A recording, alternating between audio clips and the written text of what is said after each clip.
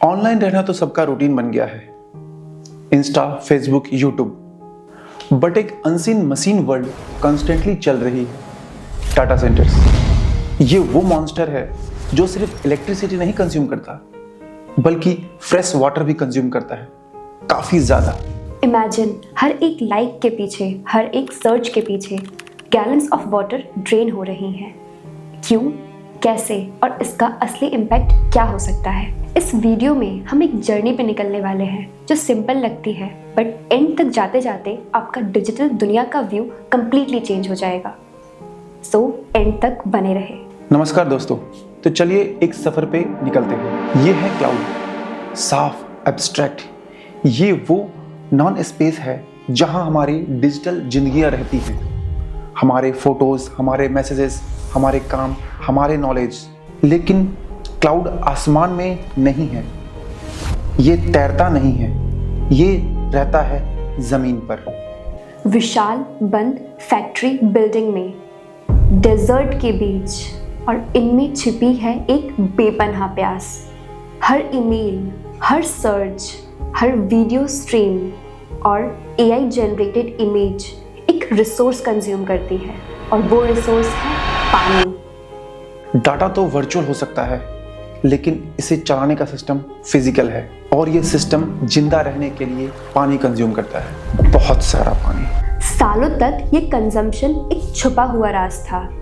Marketing ने हमें बताया क्लाउड कंप्यूटिंग, लेकिन असल में ये एक इल्यूजन था, एक डिस्कनेक्शन जो डिजिटल एक्शन को उनके फिजिकल कंसिक्वेंसेस से अलग करता है। अब जब दुनिया एआई पे निर्भर हो रही है, तो ये राज एक क्राइसिस बन चुका है। क्लाउड की प्यास अब बुझाना नामुमकिन है। सवाल ये नहीं कि डाटा सेंटर्स पानी यूज करते हैं, सवाल ये है कि एआई एक फोर्स मल्टीप्लायर है जो एक मैनेजेबल इशू को ग्लोबल कॉन्फ्लिक्ट में बदलते जा रहा है। तो फिर हम यहाँ तक कैसे पहुंचे? जब कुएं सूख जाएंगे तो कीमत कौन चुकाएगा? हर एक डाटा सेंटर्स में होते हैं हजारों सर्वर्स, और जब ये डाटा प्रोसेस करते हैं तो वे इलेक्ट्रिसिटी कंज्यूम करते हैं और बहुत गर्म होते हैं, और ये सिस्टम अगर ओवरहीट हो जाए तो पूरा सिस्टम क्रैश हो जाता है। इसलिए इन्हें ठंडा रखना जरूरी है। सबसे आम तरीका इवापोरेटिव कूलिंग। पानी से ठंडी की गई हवा सर्वर हॉल में सर्कुलेट होता है, वो इवापोरेट होता है और कूलिंग इफेक्ट जनरेट कर देता है, और यह सिस्टम रोज लाखों गैलन पानी को कंज्यूम कर रहा है। पहले ये मैनेजेबल था, फिर आया एआई।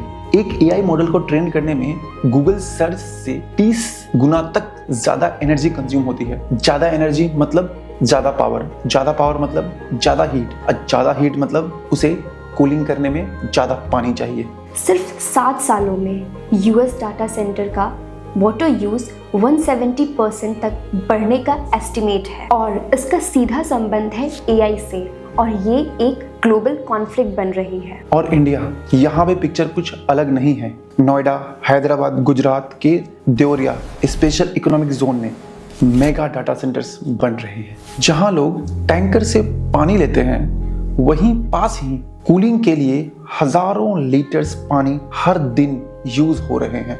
जब क्लाउड जमीन से टकराता है तो सबसे पहले पानी बनता है बैटलफील्ड। डालेस, ओरेगन का एक ऐसा शहर जहां गूगल ने अपने डाटा सेंटर को एक्सपेंड किया और लोगों से छुपाया वो कितना पानी ले रहे हैं। पानी जो पब्लिक रिसोर्स है, उसका यूज बन गया है corporate trade secret. Arizona deserts के बीच डाटा सेंटर्स, और उन्हें मिले हैं डिस्काउंटेड रेट पे पानी। जहां रेजिडेंट्स को कहा जा रहा है पानी बचाओ, वहीं इन कंपनियों को 170 मिलियन गैलन्स पानी रोज मिल रहा है। ये कहानी सिर्फ अमेरिका की नहीं है। स्पेन, नीदरलैंड, उरुग्वे, सब जगह सेम पैटर्न है। सीक्रेसी, प्रेफरेंशियल ट्रीटमेंट और वाटर स्ट्रेस्ड एरिया में एक्सपेंशन। कंपनीज का कहना है हम 2030 तक वाटर पॉजिटिव बन जाएंगे।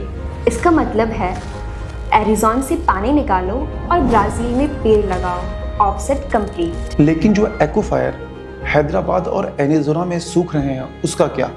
और सबसे छुपी बात, indirect water footprint. Data centres तो पानी लेते ही हैं, लेकिन उन्हें चलाने के लिए जो पावर प्लांट है उसके बिजली जनरेशन में 3 से 10 गुना ज्यादा पानी कंज्यूम होता है। ये नंबर किसी सस्टेनेबिलिटी रिपोर्ट में नहीं मिलता। ये है असली ग्रीन वॉशिंग। बेलगाम प्यास को रोकना मुमकिन है। Direct liquid cooling, evaporative cooling के बजाय क्लोज्ड लूप सिस्टम जिसमें 0 वाटर लॉस होता है।